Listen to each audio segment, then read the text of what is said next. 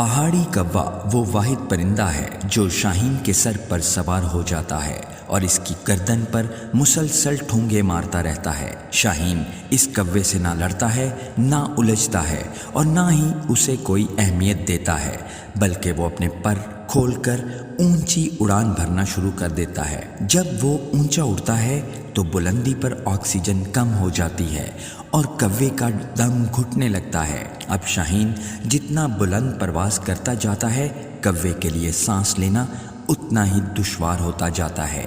اس طرح کوا دم گھٹ کر اپنی موت آپ مر جاتا ہے۔ ضروری نہیں کہ ہر محاذ پر آپ ہر کس و ناقص سے الجھ جائیں۔ اپنے سے چھوٹے دشمنوں کو صرف نظر انداز کریں اور اپنا کام کرتے چلے جائیں۔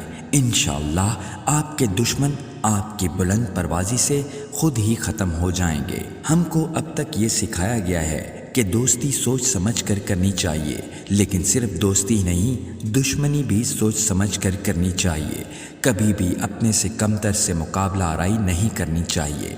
اگر آپ لڑنا چاہتے ہیں، مقابلہ کرنا چاہتے ہیں، تو ہمیشہ اپنے سے زیادہ طاقتور سے لڑیں یا مقابلہ کریں۔ اس سے آپ کی استعداد میں اضافہ ہوگا اور مرتبہ بلند ہوگا۔ اگر آپ اپنے سے کمتر اور رذیل کو اہمیت دیں گے، الجھیں گے یا مقابلہ آرائی کرنے لگیں گے تو آپ کی استعداد کم ہوگی اور بالآخر آپ بلندی سے پستی کی طرف آ جائیں گے۔